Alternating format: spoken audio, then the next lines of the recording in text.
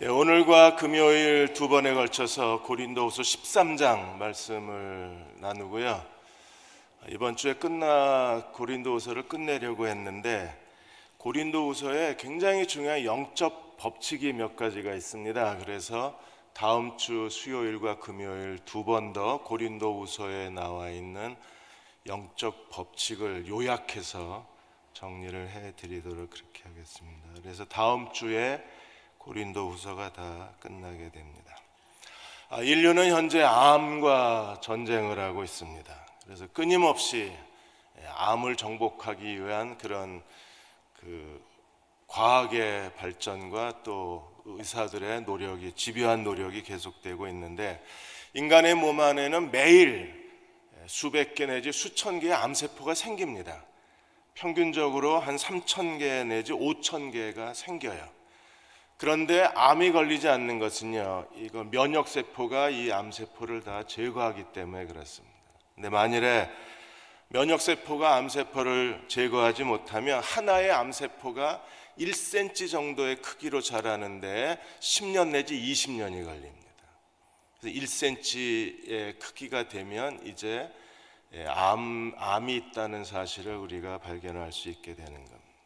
1900년대에는 암 환자가 20명 중에 1명꼴이었어요. 그런데 2005년에서 2015년 사이에 10년 동안에 암 환자가 무려 33%가 증가합니다. 그래서 최근에는 남자 3명 중 한 사람은 암 환자고 여자 4명 중 한 사람은 암에 걸려요. 이제 암이 가장 흔한 질병이 되었고, 그리고 사망에 이르게 하는 가장 큰 질병이 된 겁니다. 암을 치료하는데 지금까지는 1, 2차 항암제를 가지고 치료를 했습니다. 1, 2차 항암제는 암세포만 공격하는 게 아니라 건강세포까지 공격을 해서 그 항생제 치료를 받은 사람들이 굉장히 육체적으로 큰 어려움을 겪었어요. 근데 최근에는 제3세대 항암제를 씁니다. 3세대 항암제는 면역 항암제예요. 사람의 면역력을 높여서 인간이 스스로 그 면역 체계가 암세포를 공격하게 만드는 겁니다. 건강한 세포, 암세포를 정확하게 구분해내는 걸 인간의 면역체의 T세포라는 게 있습니다. 그래서 제3세대 항암제는 T세포를 강화시켜요. 그래서 T세포가 활성화되게 만듭니다. 그래서 T세포가 정확하게 암세포를 공격하게 만들면, 그러면 암에서 인간이 스스로 치유될 수가 있는 거예요. 여러분, 예수 그리스도의 몸인 교회도 암에 걸립니다. 우리 공동체 안에 끊임없는 암세포가 생겨나요. 이걸 면역력이 이겨내지 못하면 교회가 암에 걸리는 겁니다. 그러면 항암제를 투여하거나 그 면역 체계가 더 강화되면 교회가 이겨내지만, 만일에 면역 체계가 건강하지 못하면 교회가 분열과 갈등과 혼란에 빠지는 거예요. 그래서 바울이 12장 20절 21절에서 바울이 4가지 두려움에 대한 이야기를 했습니다. 이 4가지 두려움이 공동체 안에서 일어날 수 있는 암세포들입니다. 우리가 어떤 암세포가 있는가를 알고 우리 스스로 면역력을 가져야 돼요. 그리고 이거에 대한 경계심을 가져야 돼요. 먼저 12장 20절에 내가 갈 때, 바울이 이제 3번째 방문을 준비하고 있는데, 내가 갈 때에 2가지 두려움이 있어요. 어떤 두려움이 있습니까? 내가 원하는 너희를 보지 못하거나 너희가 원하는 내가 되지 못하거나. 바울이 원하는 고린도 교회가 있을 거 아니에요. 그런데 만일에 갔는데 바울이 원하는 고린도 교회가 되지 못할까 봐 두려워하고, 또 고린도 교회도 바울에 대한 기대감이 있을 텐데 고린도 교회가 원하는 바울이 되지 못할까 봐 두려워한다 그랬어요. 그러니까 서로 원하는 사람이 돼야 되는데 그렇지 못할 때의 두려움. 또 하나의 두려움이 뭐예요? 20절에 다툼과 시기와 분냄과 당짓는 것과 비방과 수군거림과 거만함과 혼란이 있을까 두려워하고. 그럼 목사와 교인이 서로 어긋났어요. 쟤 아니구나. 목사도 교회를 보면서 쟤도 아니구나 이러면요, 이거 자체가 암세포예요. 기대감이 없어지니까. 그리고 공동체 안에 다툼과 시기와 분쟁과 싸우는 것과 거만한 것과 수군거림, 혼란이 있으면 이 자체가 암세포잖아요. 그러니까 목사와 교인이 서로 존경과 사랑의 눈으로 쳐다보지 못하고 그 안에 다툼과 시기와 갈등이 있으면 그 공동체는 암세포에 뒤덮이는 거예요. 가정도 마찬가지입니다. 남편과 아내가, 부모와 자녀가 서로 존경의 눈으로 바라봐야지 서로 원하는 모습이 되지 못해서 비난과 실망의 눈으로 쳐다보면 그 가정이 건강하겠어요? 그리고 가족 간에 시기와 다툼과 분냄과 싸움이 있으면 그 가정이 행복하지 않잖아요. 21절에 두 번째 두려움이 있습니다. 여기서 두 가지를 다시 설명하는데 21절로 또 내가 다시 갈 때, 20절에 내가 갈 때, 21절에 내가 다시 갈 때. 바울이 고린도 교회를 세 번째 방문할 때 바울이 두려워하는 건 뭐예요? 내 하나님이 나를 너희 앞에서 낮추실까 두렵다. 무시당하는 거. 일단 목회자가 교회 안에서 무시를 당하면 더 이상 하나님 말씀을 전할 수가 없잖아요. 그리고 하나님 뜻대로 목양을 펼쳐갈 수가 없기 때문에 바울은 지금 고린도 교회를 염려하면서 내가 낮춤을 받을까 두렵다. 여기는 바울이 무시당하는 것도 있지만 또 다른 바울이 자기를 낮추는 거에 대한 두려움이 뭐냐 하면 결국에는 내가 가서 죄 지은 사람을 내쫓아야 되냐, 그러니까 사람을 출교시키는 거에 대한 두려움이 바울에게 있는 거예요. 고린도 교회에 벌써 바울이 편지를 보내고 죄 지은 사람들을 너희가 스스로 알아서 너희가 정리해라. 그리고 죄 지은 사람이 네가 빨리 회개하고 용서를 빌어라. 그 사람이 회개하고 공동체 앞에서 용서를 빌면 다 해결되는 문제인데 만일에 이 사람이 끝까지 완고해서 회개하지 않으면 어쩔 수 없이 바울이 가서 징계해야 되는 거잖아요. 이 징계하는 과정을 바울은 자기를 낮춘다고 표현을 한 겁니다. 또 어떤 두려움이 있습니까? 마지막 이 사람들이 문제인 거예요. 이 사람들이. 그래서 그 21절에 두려워하고 또 내가 전에 죄를 지은 여러 사람의 그 행한 바, 죄를 지은 여러 사람들의 행한 바 어떤 게 있어요? 더러움과 음란함과 호색함과 이런 죄를 지을 수 있어요, 누구나. 그런데 문제가 뭡니까? 이런 죄를 책망받고 이걸 죄라고 지적을 받으면서도 이 사람들은 어떻게 했어요? 회개하지를 않았어요. 회개하지 않은 게 제일 큰 문제인 거예요. 회개하지 아니함 때문에 내가 슬퍼할까 두려워함이라. 더러움, 음란, 호색, 이건 전부 성적인 죄입니다. 고린도 교회가 우리가 고린도 전서에서 이미 살펴본 것처럼 그들은요, 이 거대한 성적 타락의 문화가 그대로 교회 안에 흘러 들어온 거예요. 바울이 고린도 전서 9장 9절에서 11절까지도 이렇게 이미 얘기를 했습니다. 불의한 자가 하나님 나라를 유업으로 받지 못할 줄 알지 못하느냐, 미혹을 받지 말라. 불의한 사람은 하나님 나라를 유업으로 받지 못해. 그런데 일부 영지주의자들, 일부 유대주의자들이 들어와서 뭐라 그랬습니까? 우리가 거룩해지려면 죄를 많이 져야 된다. 그래서 항상 죄를 짓자, 쉬지 말고 죄 짓자, 범사에 죄 짓자, 이는 너희를 향한 하나님의 뜻이다. 이렇게 가르친 거예요. 그래서 바울이 미혹을 받지 말라. 음행하는 자, 우상숭배하는 자, 간음하는 자, 탐색하는 자, 남색하는 자, 도적, 탐욕을 부리는 자, 술 취한 자, 모욕하는 자, 속여 빼앗는 자들은 하나님 나라를 유업으로 받지 못하리라. 수능 보고 성적 좋으면 그래도 하나님 나라 들어갈 수 있을까요? 키가 185 이상이면 들어갈 수 있을까요? 가슴에 식스팩이 있으면 하나님 들여보내주시나요? 뭐라 그러셨어요? 절대 들어갈 수 없다 그랬어요. 너희 중에 이와 같은 자들이 있더니 주 예수의 이름과 우리 하나님의 성령 안에서 씻음과 거룩함과 의롭다 하심을 받았느니라. 전에는 우리가 그렇게 살았는데 이제는요, 예수 그리스도의 씻음과 성령의 새롭게 하심으로 말미암아 성령 안에서 씻음과 의롭다 하심과 거룩하심을 받아서 우리는 어떤 사람이 되었어요? 하나님 앞에 거룩한 사람이 된 거잖아요. 그러니까 만일에 이 사람이 음란과 호색과 더러운 죄에 있으면서도 회개하지 않으면 이 사람은 어떤 사람이에요? 구원받지 못한 사람이거나 아니면 구원을 헛되게 만드는 사람이에요. 그러니까 예수님의 십자가의 은혜를 다 무효로 만들고 거짓으로 만들고 성령의 구원 사역을 전부 쓰레기통에다 내던지는 사람이 어떤 사람들입니까? 죄를 짓고도 끝까지 회개하지 않는 사람들. 이런 사람들 때문에 고린도 교회에 어떤 일이 일어났을까요? 고린도후서 11장 29절에서 바울이 이렇게 설명을 했습니다.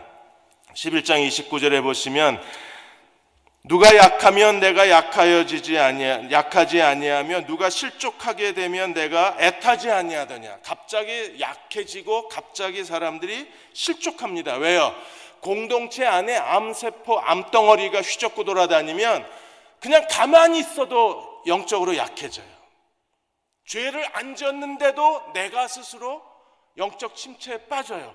무슨 일인지 모르는데 갑자기 어느 날 영적 침체가 덮쳐옵니다. 뭐지? 왜 그러지? 난 죄 지은 적도 없고 주일 예배도 성실하게 드렸고 매일 복 있는 사람 퀴티도 했고 그리고 뭐 그렇게 많이 기도하지는 않았지만 그래도 기도하며 주님을 따랐는데 왜 갑자기 나한테 이런 일이 오지? 왜 와요? 우리가 그리스도의 몸이기 때문에 몸 안에서 암덩어리가 휘젓고 다니면 어느 날 갑자기 약해지고 어느 날 갑자기 침체에 빠져요. 그래서 무서운 겁니다. 우리가 하나님을 섬기는 데 있어서 나만 건강하고 나만 성실하면 되는 게 아니라 너도 건강하고 너도 성실해야 돼요. 나는 괜찮은데 너는 안 괜찮다. 그러면 나도 안 괜찮아지는 거예요.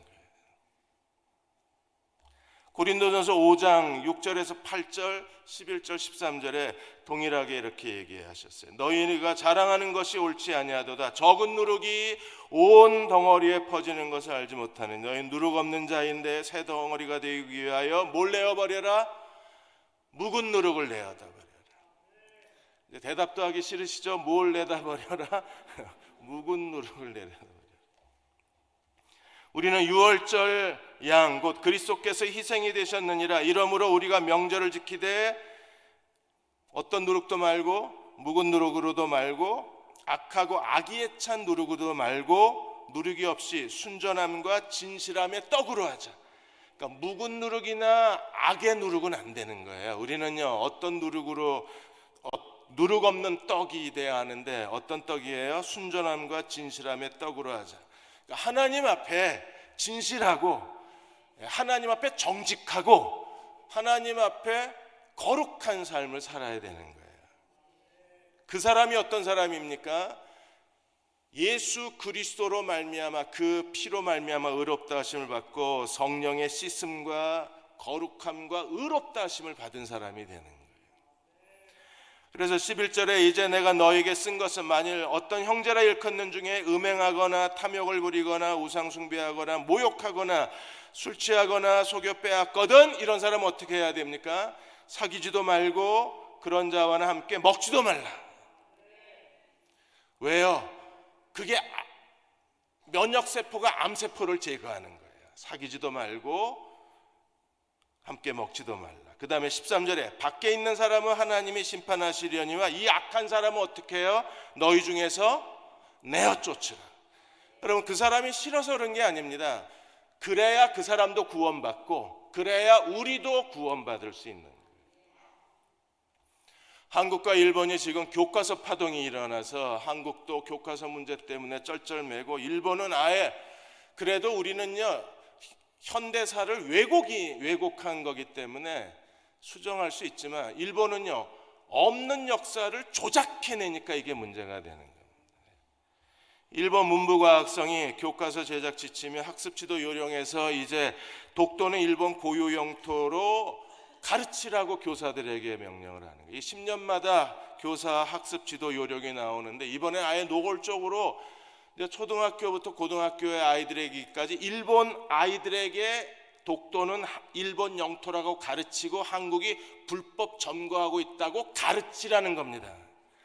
여러분 세상에 자기들의 후손들에게 이 거짓 역사를 가리키라고 말하는 정부가 이게 정부인가요?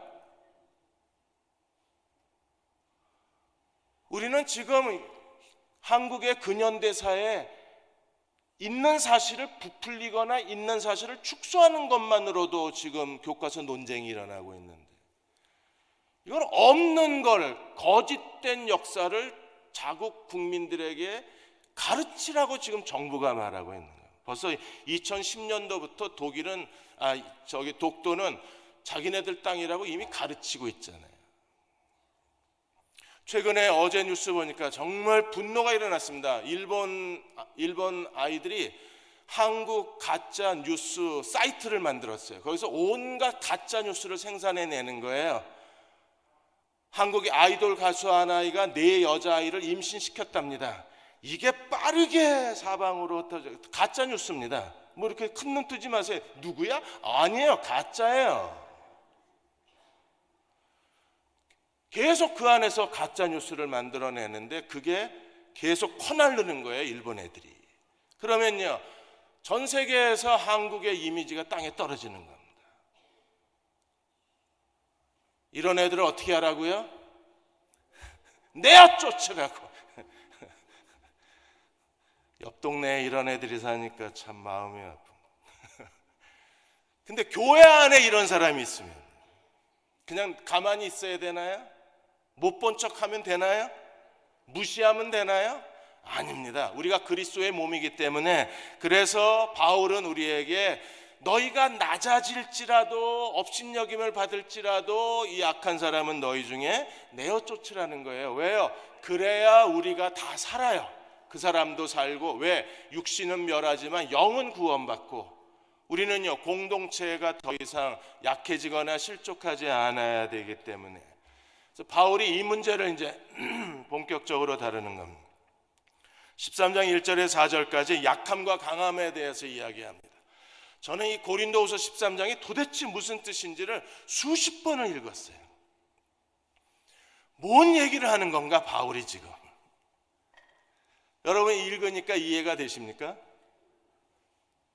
뭘 얘기하는 거? 이게 마지막 결론이라 굉장히 중요한데, 세 번째 간다. 그리고 뭔가 중대한 결심을 하는데, 이게 고린도 교회를 살릴 것인가 죽일 것인가. 여기서 살면 고린도 교회가 살고, 세 번째 방문에서 바울이 세 번째 방문했는데도 고린도 교회가 살지 못하면 고린도는 죽는 거예요. 그러니까 뭔가 중요한 얘기를 하는데 1절부터 막히는 겁니다. 1절에 내가 이제 세 번째 너에게 가리니 두세 증인의 입으로 말마다 확장하리. 갑자기 왜 두세 증인이 나와요? 율법에서는요 두세 증인이 있어야만 그 사람의 죄가 인정이 됐습니다. 그런데 고린도 교회 이야기를 하는데 갑자기 두세 증인이 나와요? 주석이라는 주석은 다 뒤졌습니다. 이 두세 증인이 뭐야? 왜 두세 증인이야? 제대로 설명을 안 해놓은 거예요. 여러분 왜 두세 증인이에요? 뭐 신학자들도 대답을 못하니까. 그래도 필립스가 거의 합리적으로 해석을 했습니다. 그거는 바울이 지금 세 번째 가는 거예요. 첫 번째 가서 죄를 지적했습니다. 두 번째 가서 죄를 책망했습니다. 그런데도 회개를 안 하는 거예요. 세 번째 가면 이제 끝이에요. 왜? 죄가 확정이 된 겁니다. 두세 증인이 있으면 그제서야 율법은 죄를 인정하는 거예요. 바울이 똑같은 죄를 지금 세 번째 찾아가서 정죄하면 끝난 겁니다. 너희는 끝이야, 그 소리예요. 바울이 세 번째 방문하는 건 그냥 일상적인 방문이 아닙니다. 이 방문은요 그들에 대한 정죄의 방문입니다. 그들에 대한 심판의 방문이 되는 거예요. 그러니까 13장 1절은 마지막 선전포고입니다. 회개해! 안 해! 안 하면 끝이야. 왜? 두세 증인의 증언이 있으면 그들은 율법적으로 죄다. 똑같은 죄를 내가 지금 세 번째 말한다. 더 이상 기회는 없다, 그 소리예요. 그래서 바울이 13장 2절에 이렇게 말합니다. 내가 이미 말하였거니와 지금 떠나 있으나 두 번째 대면했을 때와 같이 전에 죄 지은 자들과 그 남은 자들에게 미리만 오니 내가 다시 가면 용서하지 않겠다. 새 번역에는 그냥 두지 않겠다. 공동 번역에도 그냥 두지 않겠다. 끝났다는 겁니다. 어떤 사람들에 대해서요, 죄를 지은 사람들과 그를 따르는 무리들에 대해서 바울은 끝났어. 거짓 교사들은요, 바울이 굉장히 약한 사람이라고, 말만 그러지 안 해, 괜찮아.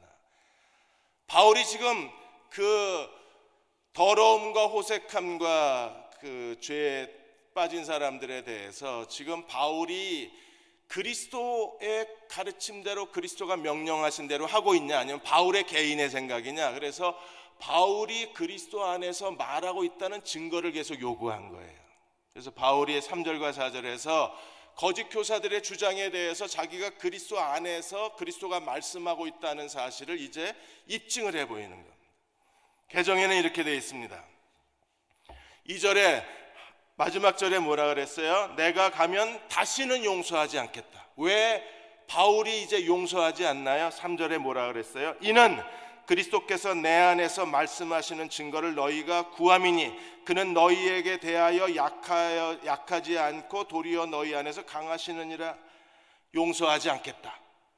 그리스도 안에서 너희가 그리스도가 내게 말씀하시는 증거를 구하기 때문이다. 증거를 구했는데 바울은 용서하지 않겠답니다. 그리고 말하기를 그리스도는 약해서 죽으셨지만 너희 안에서는 강하시다는 거예요. 갑자기 그리스도의 약함과 강함이 왜 나올까요? 이것 때문에 제가 고민이 됐어요.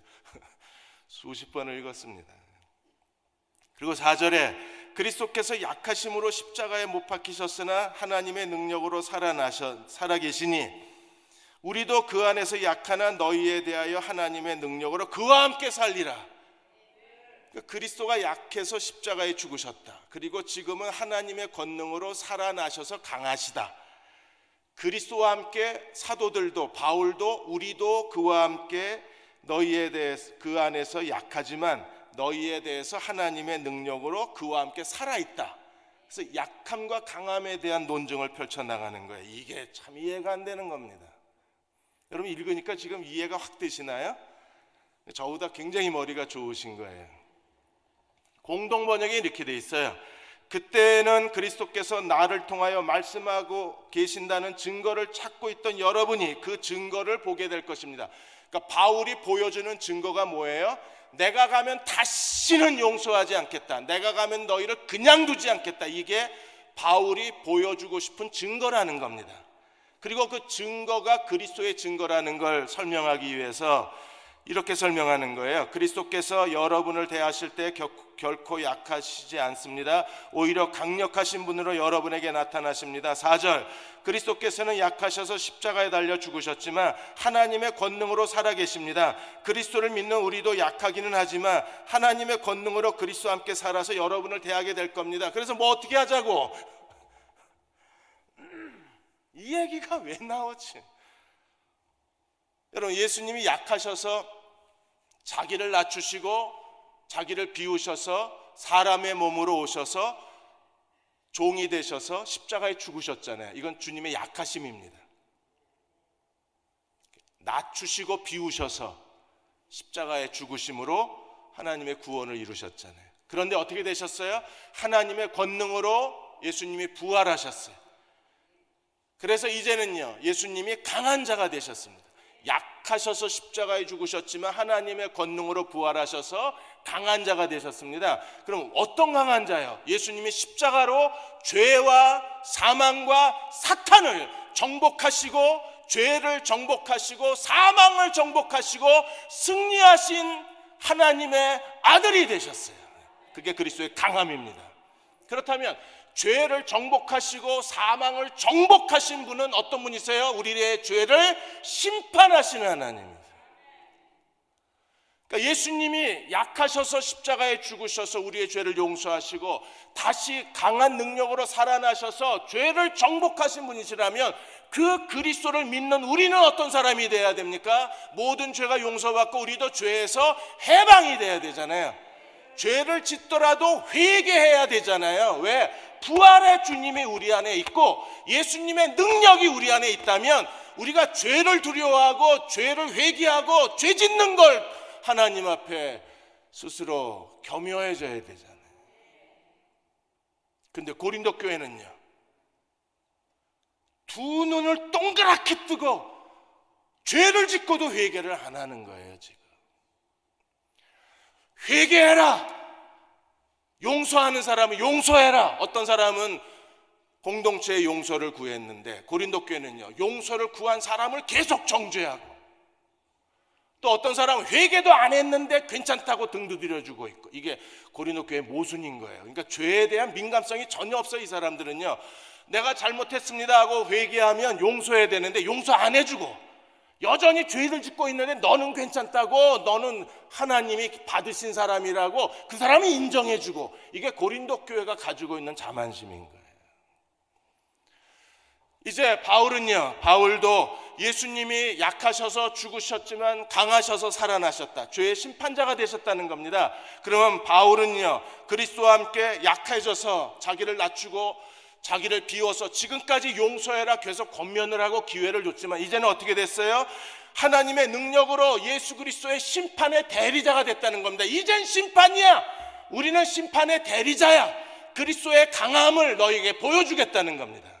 왜? 지금까지는 그리스도의 긍휼과 그리스도의 자비와 그리스도의 은혜만 보여준 거예요. 이제는요, 그리스도의 강함을 보여주겠다는 겁니다. 이제는 심판을 보여주겠다. 그래서 바울이 2절에서 내가 다시 가면 다시는 용서하지 않겠다. 이제 너희는 끝이야. 너희는 끝장이야. 이렇게 소리를 지르신 거예요. 이게 깨달아지니까요, 얼마나 이런 뜻이었구나.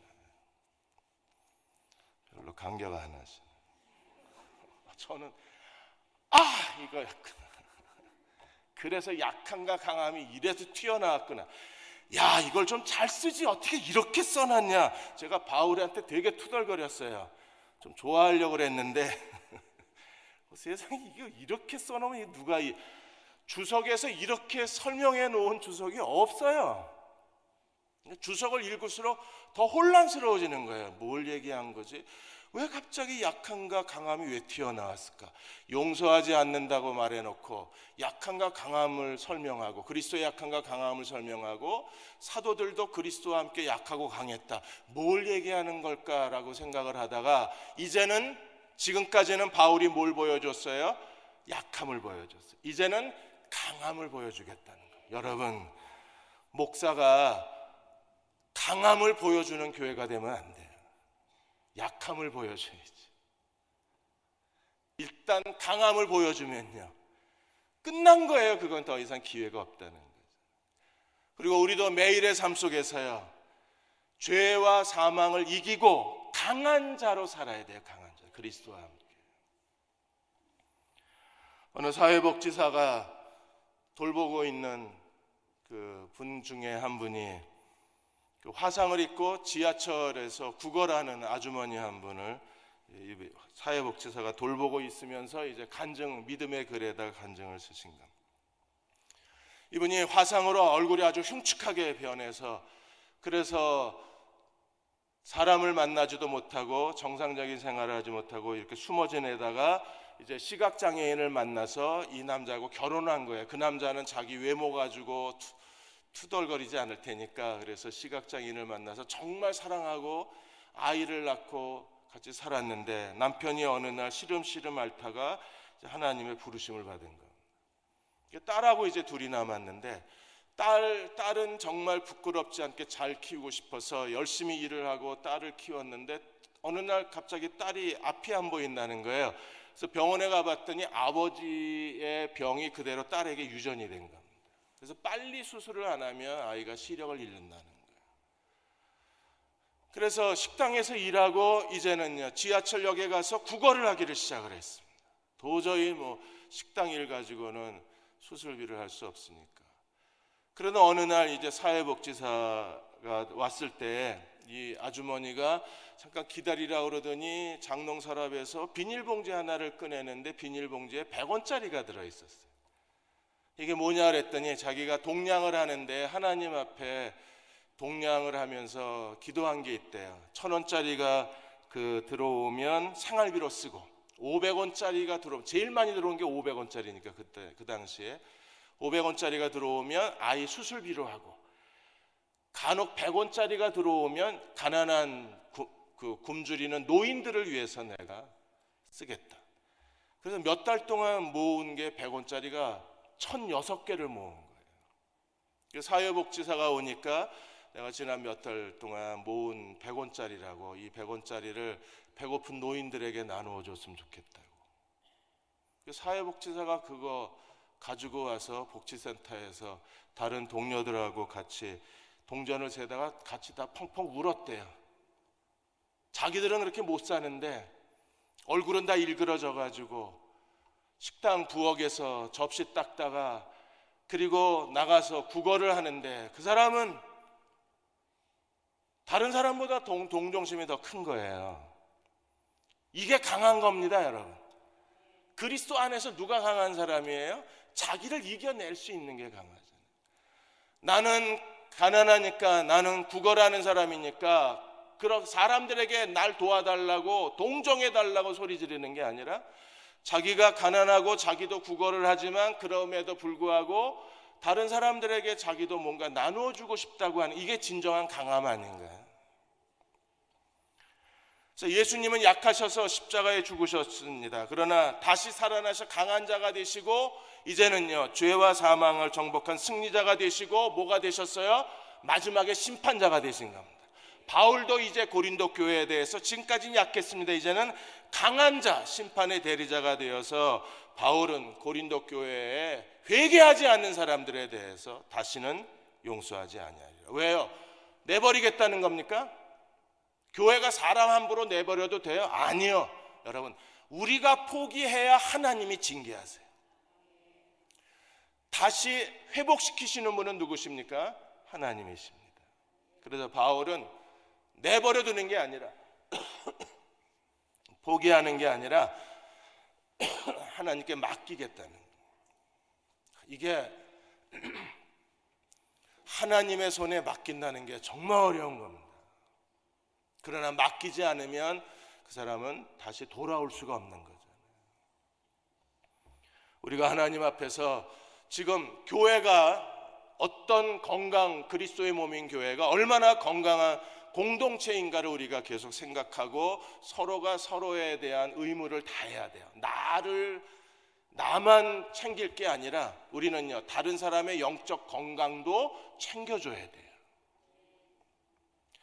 이번에 미국의 여성 건강 전문 잡지 셀프에서 단백질, 여자들에게 얼마나 단백질이 필요한가 그래서 단백질이 필요할 때 나타나는 6가지 사인에 대해서 나왔습니다. 그 첫째가 고기 먹고 싶어. 그럼 빨리 먹어야 된대요. 이게 몸이 요구를 하는 겁니다. 오늘은 뭐 삼겹살 먹었으면 오늘은 스테이크 먹었으면 그럴 때 즉시 순종하고 먹어라 그랬어요. 왜? 몸이 요구를 한다 그랬어요. 두 번째, 설탕 많은 음식을 찾는데요. 탄수화물 중심의 식사를 하면 이게 혈당이 빨리 올라갔다 빨리 내려가기 때문에 단 것이 땡겨요. 그래서 이렇게 단 게 먹고 싶지 하루 종일 초콜릿 몇 개씩 주워 먹고 계시면 빨리 고기 드셔야 돼요. 단백질을 몸이 필요로 하는 겁니다. 세 번째, 머리카락이 가늘어지고 자꾸 빠진다. 단백질 부족입니다. 그럼 머리카락은 주성분이 뭐예요? 단백질이잖아요. 그러니까 이게 가늘어지고 빠지는 건 단백질이 부족한 겁니다. 네 번째는요, 손톱이 갈라지고 피부가 거칠어지고 피부가 갈라지고 화장이 자꾸 들뜨고 뭐가 부족해요? 단백질이 없어요. 별거 다 가르쳐준다. 다섯 번째는 몸이 자꾸 아프다. 그래서 이 얘기하고 싶은 거예요. 자꾸 아무 이유 없이 몸이 아파요. 이게 무슨 병이 생긴 게 아니라요. 주 원인 중에 하나가 단백질 부족이랍니다. 그때는요 빨리 고기 뷔페 가셔가지고 실컷 드셔야 된대요. 여섯 번째는요, 이상하게 몸이 피곤하고 자꾸 몸이 에너지가 없어진다. 자꾸 아프다, 원인 모르게 아프다, 자꾸 몸이 피곤하다, 자도 또 졸리고 몸이 무겁고 답답하다. 단백질 부족이. 교회도 마찬가지예요. 우리가 하나님 앞에 하나님 말씀을 잘 먹어야지 건강하지, 하나님 말씀을 잘 먹지 못하면요, 이상하게 몸이 무겁고 이상하게 피곤하고 예배드려도 개운치가 않고, 그런데 단백질이 넉넉하면요, 예배 앉아 있는 것만으로도 막 그 기쁨이 넘치고 활기가 넘치고 막 눈이 반짝반짝거리고, 이 앞에서 누가 설교를 해도 다 은혜 받고. 그건요, 단백질이 충분해서요. 마지막 5절에서 7절까지 이제 낙제생이 되지 말고 합격생이 돼야 합니다. 이 부분도 참 해석하기 어려웠습니다. 5절에서 7절까지 공동 번역을 읽어드리겠습니다. 여러분은 자기가 믿음을 제대로 지키고 있는지 스스로 살피고 따져보십시오. 여러분은 그리스도 예수께서 여러분과 함께 계시다는 것을 깨닫고 계십니까? 여러분 그리스도가 우리와 함께 계신 것을 믿으십니까? 만일 깨닫지 못하면 여러분은 그리스도인으로 낙제한 겁니다. 그러나 6절, 그러나 나는 우리가 낙제생이 아니라는 걸 여러분이 알게 되기를 바랍니다. 7절, 그리고 우리는 여러분이 아무 잘못도 저지르지 않게 되기를 하나님께 빕니다. 우리가 그리스도인으로 합격한 것을 밝히 드러내달라고 비는 것이 아니고, 우리가 낙제성처럼 보이는 한이 있어도 여러분은 옳은 일만 행하게 되기를 비는 것입니다. 여러분, 고린도 교회는 지금요 낙제생입니다. 왜요? 그리스도의 이름과 성령의 씻음과 의롭다 하심과 거룩하심의 은혜를 받고도 죄를 짓고 있으니까 낙제한 거죠. 거룩해져야 되는데, 우리가 하나님의 은혜를 받고도 계속 죄를 짓고 이기적이고 교만하고 자기 주장만 내세우고 감정 통제하지 못하고 사람들에게 자기의 부정적 감정을 드러내면 이 사람은요 낙제생이에요. 항상 기뻐하라 그랬는데 맨날 저처럼 우울한 표정이나 하고 다니고 이러면 이 낙제생이에요. 낙제생. 그러니까 고린도 교회는요 낙제생이에요. 왜? 불순종하고 있기 때문에. 그리고 바울이 용서하라 그랬는데 용서 안 하고, 이 사람을 내쫓으라 그랬는데 내쫓지도 않고. 고린도 교회는 낙제예요. 자기네들은 뭐 말에 있어서, 지식에 있어서, 은사에 있어서 부족함이 없다, 우리는 풍요롭다, 우리는 잘났다, 우리는 엘리트다. 그래봐야 낙제생이에요. 왜? 불순종하니까. 만일에 고린도 교회가 변화되지 않으면 바울도 낙제생이에요. 왜? 나도 낙제생이구나. 사람을 변화시키는 게 목자잖아요. 사람을 변화시키지 못해서 고린도 교회가 안 변하면 바울도 낙제죠. 근데 바울은 자기가 낙제생이 되는 걸 두려워하는 게 아닙니다. 차라리 낙제생이 되고 싶다 그래요. 왜 그렇습니까? 오늘 7절에 뭐라 그랬어요? 내가 낙제생처럼 보여도 괜찮다. 어떻게만 되면 고린도 교회가 하나님대로 악을 행하지 아니하고 선을 행하는 교회만 되면 난 낙제생 될래. 내가 낙제생이 돼서 너희가 선을 행하고 악을 행치 않고 하나님 앞에 올바른 교회가 될 수만 있다면 바울은 온몸을 내던져서 고린도 교회가 합격생이 되고 우등생이 되기를 바라는 거예요. 사랑하는 여러분, 낙제생 되지 마시고 우등생 되세요. 어떤 시련이 와도 거기서 주저앉으면요 낙제하는 거예요. 시련에서 기도로 이겨내고 믿음으로 이겨내서, 그래서 나를 끌어내야죠. 고든 맥도널드 목사님이 그 책에서 어느 날 그 숲에 도로를 까는데 그 자갈과 모래를 싣고 오는 차가, 그날 비가 많이 오는데도 어쨌든 공사 이 자갈을 갖다 놔야 되니까 이 차가 진흙층에 빠져버린 거예요. 어떻게 해야 합니까? 빨리 자갈과 모래를 내려놓고, 그리고 이제 목사님이 자기 집에 있었던 조그만 그 트랙터를 끌고 와서 이 쇠사슬을 걸고 차를 끌어내려고 했는데 쇠사슬이 끊어져 버려요. 차가 너무 깊이 박혀 버려서. 그랬더니 이 고든 맥도널드 목사님한테 목사님 차 좀 빌려달라 그러더니 채석장에 가가지고 더 굵은 쇠사슬을 싣고 와서 쇠사슬을 걸고 잡아당기니까 그제서야 트럭이 그 진흙탕에서 빠져나온 거예요. 여러분, 쇠사슬이 가늘고 약하면요 못 끌어내요. 쇠사슬이 강하고 굵어야 돼요. 진흙탕에 빠진 내 신앙, 진흙탕에 빠진 내 영성, 진흙탕에 빠진 내 헌신, 사명감을 다시 끌어내야지. 그래야 강한 우등생이 될 수 있는 거잖아요. 우리가 하나님의 은혜를 받고 기도를 멈추지 말고 전심으로 하나님 앞에 자기를 드리기를 힘써야 됩니다. 쇠사슬이 강해야 돼요.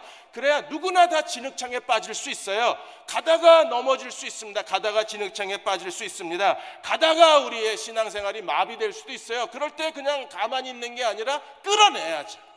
끌어내야 우등생이 되는. 오늘 2월 1일 상추와 발레, 우리도 우등생 됩시다. 갑자기 찾아온 손님이잖아요. 근데 이걸 만일에 하나님이 보내신 손님들이라면 우리가 어쨌든 좋은 성적을 내야죠. 한국 정치도 지금 혼란 중에 있는데 이대로 낙제하면 한국은 미래 없어요. 우리가 금요일마다 지금 모여서 나라를 위한 기도를 하고 있습니다. 저희는 확신이 있습니다. 우리가 계속 하나님 앞에 겸손히 엎드려 기도하는 한 하나님 반드시 대한민국을 진흙탕에서 끌어내시고 그리고 하나님 앞에 다시 우등생의 자리에 세워주실 하나님이심을 믿습니다. 우리가 우등생으로 삽시다. 낙제가 아니라 합격생으로 삽시다. 그래서 하나님 앞에 영광스럽게 쓰임받는 종들이 되시기를 주의 이름으로 축원합니다. 우리 이 시간 다 268장 죄에서 자유를 얻게 하면, 여러분이 거룩하게 살아야 낙제생이 안 되는 거예요. 죄에서 자유를 얻게 하면 보혈의 능력입니다. 우리 1절하고 4절 부르시고 기도하고 목사님 축도하겠습니다.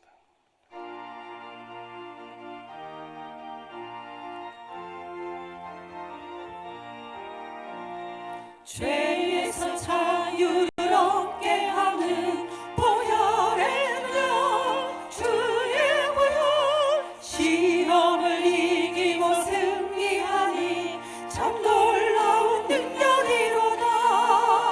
주의 보혈 능력이 있도다. 주의 믿어. 주의 보혈 그 어린 양의 매우기 좋은 피로다. 구주의 복음을 전할 제목 보혈의 능력, 주의 보혈 날마다 나에게 찬송 주니 참 놀라운 능력이로다. 주의 보혈 능력이 또다. 주의 피 믿어. 주의 보혈 그 어린 양의 매우기 좋은 피로다. 이 시간 우리 같이 기도하겠습니다. 하나님, 강한 자 되게 해 주옵소서. 하나님, 우등생으로 살게 하여 주옵소서. 우리에게 능력을 더해 주시기 원합니다. 말씀 안에서 주옵소서.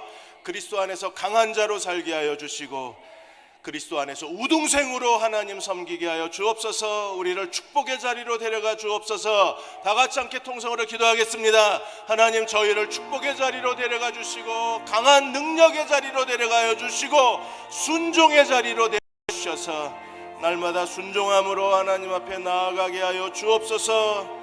아버지 하나님, 불순종함으로 인하여 정죄받거나 어려움 당하지 않게 하여 주시고 하나님, 우리에게 말씀하여 주셔서 우리가 죄를 이기고 이기심을 이기고 교만을 이기고 강한 자로 살게 하여 주옵소서.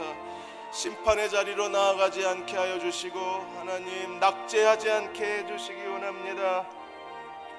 아버지 하나님, 우리에게 능력을 베풀어 주옵소서.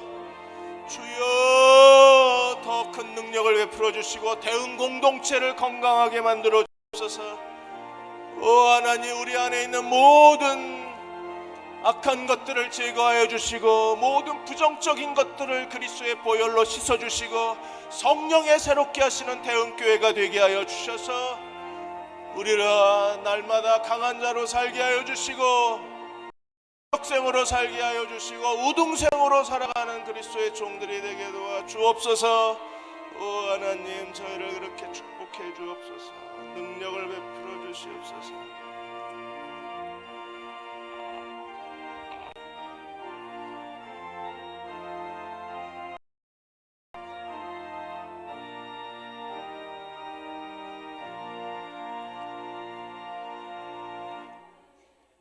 우리 영원한 원수가 되는 사탄 마귀와 죄와 죽음을 약한 자가 되셔서 이 땅에 오셔서 십자가에서 피 흘려 돌아가시고 부활의 능력으로 다시 부활하셔서 강한 자로서 우리를 그리스도 안에서 하나님 자녀로 받아주시고, 주님, 우리를 그리스도의 형상을 닮은 거룩한 하나님의 백성으로 이 땅에서 주님을 섬기는 귀한 특권을 주신 주님의 은혜를 감사를 드립니다.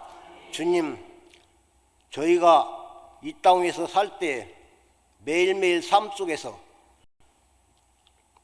성령의 인도하심을 받아 그리스도를 쫓는, 말씀을 쫓는 하나님의 사랑받는 귀한 천국의 백성들로서 다 합격생이 되어서 하나님을 영화롭게 하며 기쁘시게 하며, 주님, 다윗같이 하나님의 마음에 쏙 드는 자들이 다 되게 하여 주시옵소서. 이와 같은 마음의 소원을 가진 대은 가족의 모든 형제 자매들 하나하나의 심령 속에 영원히 임재하시고 함께하시고 이끌어 주셔서 우리가 매일 하나님 말씀을 쫓아 성령을 쫓아 매일매일 하나님의 뜻을 쫓아 사는 거룩한 주의 백성으로서의 소유를 다할 수 있게 주시옵기를 우리 주 예수 그리스도 이름으로 간절히 축원을 드립니다. 아멘.